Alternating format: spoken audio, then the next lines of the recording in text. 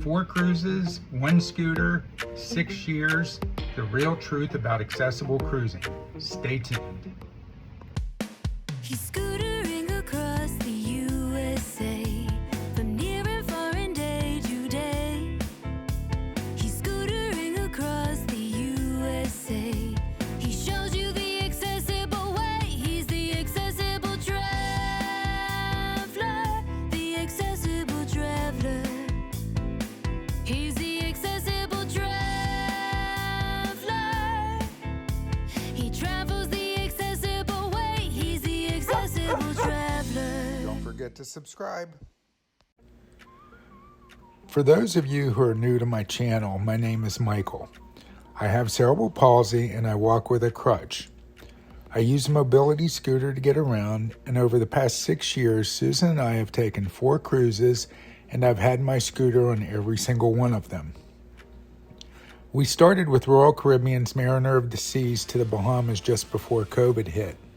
Then a couple years ago, we cruised on the Margaritaville Islander, and we went to Cozumel for Susan's birthday. A few months later, we went on Royal Caribbean's Radiance of the Seas, a beautiful ship. It's a little bit of an older ship, and that one also went to Cozumel and Playa Costa Maya.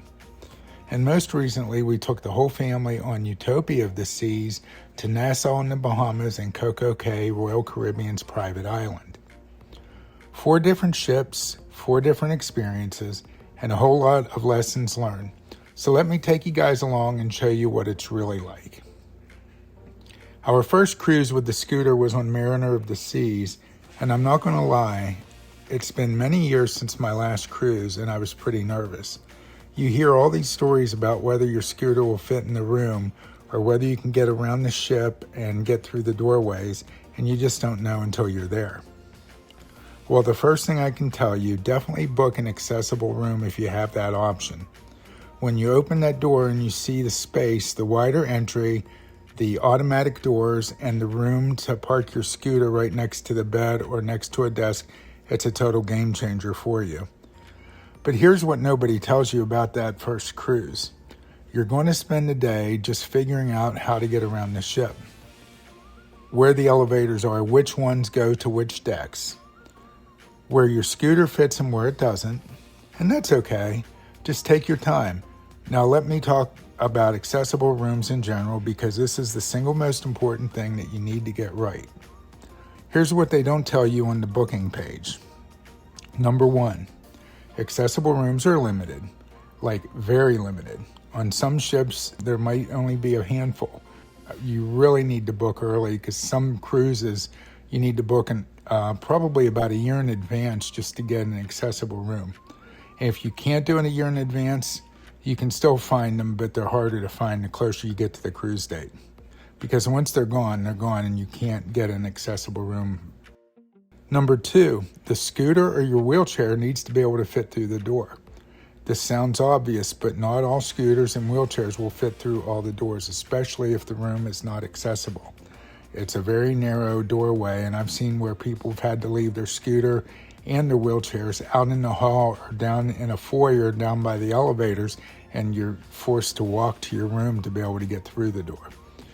My scooter fits because I have a narrow scooter, but I've seen a lot of these other scooters where people have to try to fold them down or take them apart just to get them in the room. Number 3, where do you charge it? Every accessible room I've had has outlets near where the scooter parks, but I always bring whatever I need in order to be able to plug in wherever. Now, when you go on a cruise, you cannot take extension cords. They might provide you one if you have a scooter with a short cord. You can ask the room attendant, and they will get you something to make sure you can charge. Now, fast forward to this past February. We took all the kids on Utopia of the Seas. It was one of Royal Caribbean's newest ships. And let me tell you, the difference between a ship from 2020 and a ship from 2026, it's already, 6 years, but it's like night and day. The hallways are wider, the elevators are bigger, The accessible room was even more spacious. And getting around on this ship with a scooter, it was just real nice, peaceful, and even the elevators were wonderful because they're wider entries to get into them than the older ships. So take advantage whenever you can get on a newer ship. It'll make your life much more easier. But, and this is a big but, the bigger ship, you have more people. And more people means more elevator traffic, which brings me to the thing that nobody else will warn you about. Elevators. This is one part of cruising with a scooter that stresses me out every single time. And I've done this 4 times now.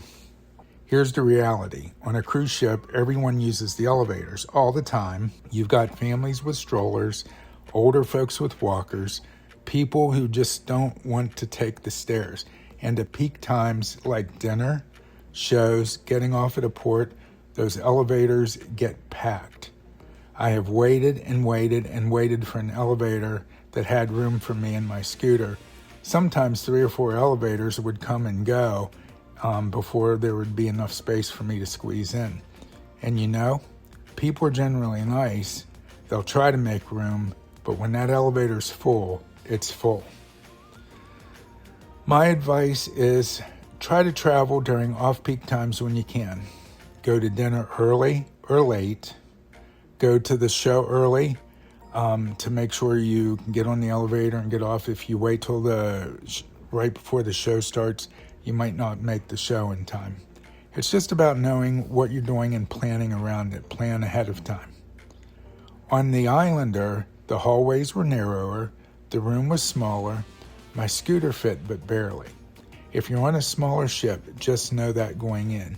You might be doing a lot of 3-point turns in a hallway. Radiance of the Seas was a little bit of a different story. It's a little bit of a bigger ship, more space, but it also had more people. It's kind of that middle ground between smaller ships and the mega ships like Utopia. And honestly, I'd take the bigger ship every time if I could, because there's just simply more room to move, better accessibility, better accessible rooms, and just a smoother experience overall. All right, this is the question I get asked most of all. Can you get off the ship at port with a scooter? And the answer is, it really depends. If the ship docks at a pier, you're golden. You ride your scooter off just like everybody else gets off of the ship. It's a little bit different with tender boats, though. These are small boats that shuttle you from ship to shore. And here's the thing about tenders. They are not required to be accessible. I've been at ports where they've told me I couldn't take my scooter on the tender. It was too heavy, too wide, or even the seas were too rough. What I try to do is research ahead of time when choosing a cruise. I like to pick destinations where ships dock basically directly at the port rather than anchoring at sea and tendering passengers into the port. Another option is to stay on the ship during tender stops. This also has an advantage.